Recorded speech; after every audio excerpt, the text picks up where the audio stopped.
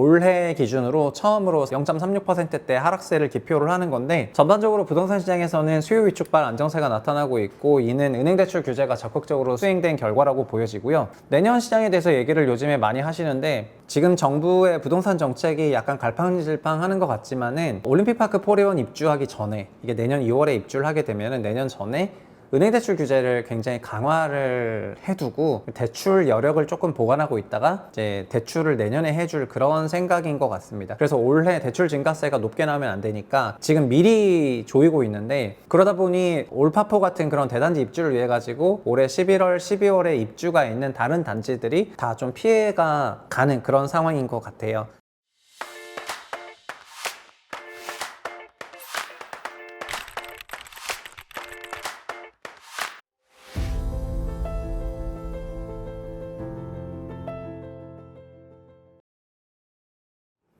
안녕하세요, 최부심입니다. 오늘 주제는 서울 아파트 가격이 올해 처음으로 하락이 되는 실거래 지표가 발표가 됐습니다.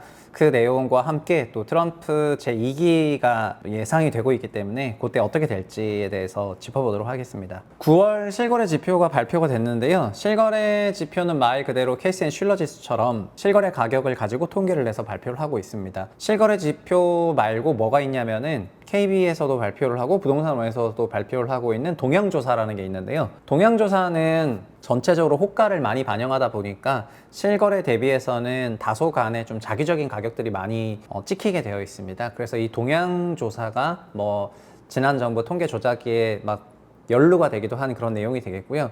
실거래 지수는 계산식이 좀 나름 명징하기 때문에 큰 논란은 없는데요. 미국에서는 대도시를 좀 묶어가지고 실거래를 발표하고 있지만 한국은 어쨌든 지역별로 쪼개서 실거래를 발표하고 있습니다. 9월을 한번 봐볼게요. 지금 11월인데 왜 9월 걸 하냐? 실거래는 45일 후에 발표가 돼요. 그래서 9월 30일 이후에 45일 지나서 11월 15일에 나오고요. 그리고 10월 거는 잠정치로 발표가 되는데 이 한 페이지에 다 나와 있습니다. 보시면 서울 기준으로는 전월이 마이너스 0.01이고 이게 올해 들어서 처음으로 하락이 된 건데, 월간 마이너스 0.01은 정말 티도 안 나는 수준이다, 이렇게 말씀을 드리겠고요. 다만 24년 10월에 잠정지수가 마이너스 0.36이 되고 있습니다. 그래서 올해 기준으로 처음으로 0.36%대 하락세를 기표를 하는 건데, 요걸 가지고 보시면은 올해 있었던 완만한, 또 여름에 있었던 상당한 그 상승세가 실거래로 찍혔었는데 그거가 지금 꺾이고 있다, 그렇게 보시면 될 것 같습니다. 차트로 그려서 보시면 이렇게 생겼는데요. 검은색 실선이 실거래를 가지고 가격선을 만들어낸 것입니다. 2019년부터 시작해서 쭉 올라가기 시작해서 이때는 약 지수 기준으로 100 정도가 됐었는데요. 고놈이 2021년 말 기준으로 170까지 갔다가, 수도권 가격 기준입니다. 수도권 가격 기준으로 170까지 갔다가 이제 내려서 지금 이렇게 다시 중간에 횡보하는 그런 모습을 보이고 있고요. 사실은 서울도 이거랑 똑같은 그런 흐름을 보이고 있습니다. 전체적으로 보시면은 가계대출이 증가했을 때는 주택가격 상승을 하고, 가계대출이 위축이 되면은 크게 하락을 하고, 그리고 그 다음에 가계대출에 따라서 또 등락을 거듭하는 것이 주택시장이다 보시면 될 것 같습니다. 지방은 어떻게 되냐? 지방은 이 위에 선을 보시면은, 지방은 사실 작년의 경우에는 약간 회복이 되려고 하다가 그 이후에 꺾였고요. 올해 살짝 좋아지고 있지만은 약 2년 동안 제자리를 횡보하고 있다고 보시면 될 것 같습니다. 그래서 서울이랑 지방은 이제 상당한 그 편차를 두고 있는 그런 상황이고요.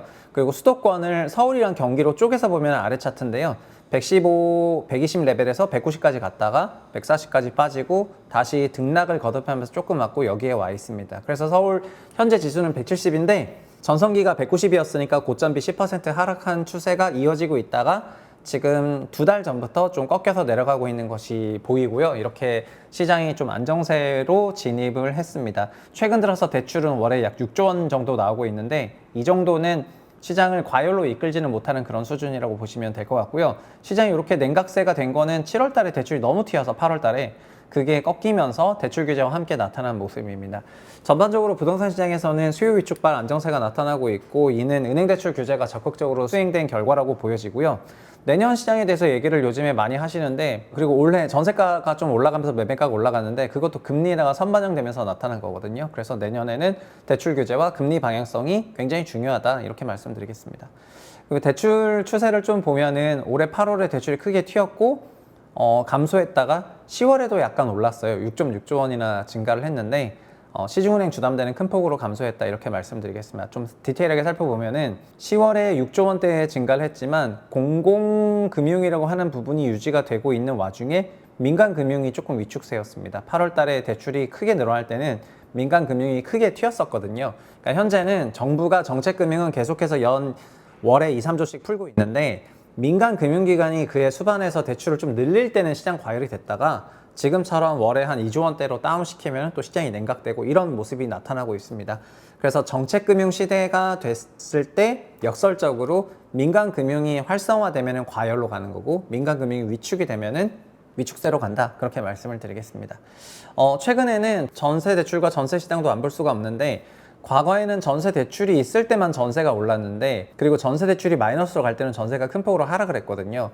근데 올해는 전세 대출이 계속해서 마이너스인데도 불구하고 지방의 경우에는 전세가 거의 오름세가 없는데요. 서울은 전세 대출이 마이너스인데도 불구하고 전세 가격이 계속해서 상승하는 그런 면모를 보이고 있습니다.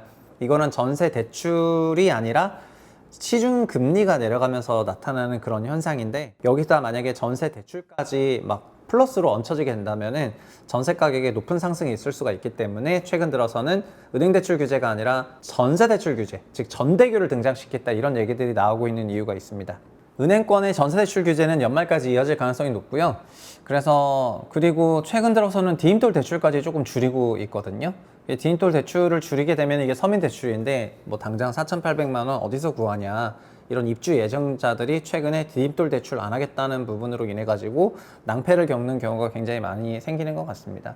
좀 요약해서 얘기를 하면은요, 지금 정부의 부동산 정책이 약간 갈팡질팡하는 것 같지만은 올림픽파크 포레원 입주하기 전에 이게 내년 2월에 입주를 하게 되면은 내년 전에 은행 대출 규제를 굉장히 강화를 해두고 대출 여력을 조금 보관하고 있다가 이제 대출을 내년에 해줄 그런 생각인 것 같습니다. 그래서 올해 대출 증가세가 높게 나오면 안 되니까 그 금액이 한 8조 정도 되는 것 같거든요.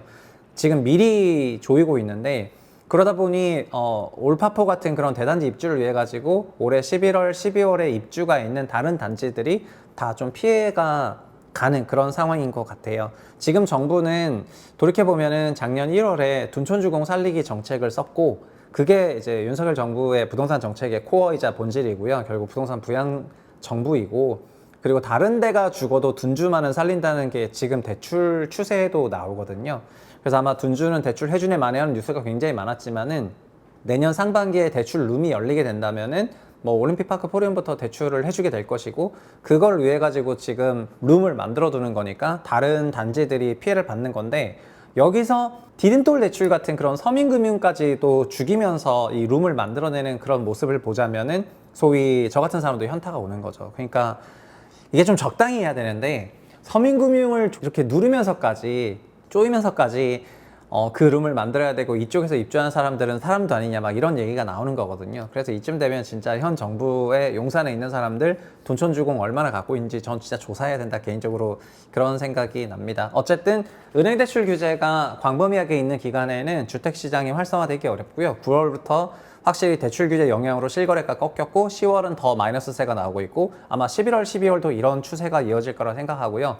1월에 대출이 약간 열리게 되더라도 올림픽파크 포리온 중심으로 대출을 하게 되면서 주택 대출 데이터는 튀겠지만 그 전까지 다른 부분은 또 크게 감소해야 되기 때문에 다른 쪽에서는 더 그 반대급부로 더 큰 폭의 대출 감소세가 있다 보니까 굉장히 시장이 양극화돼서 움직일 가능성이 높다 이렇게 볼 수가 있을 것 같습니다.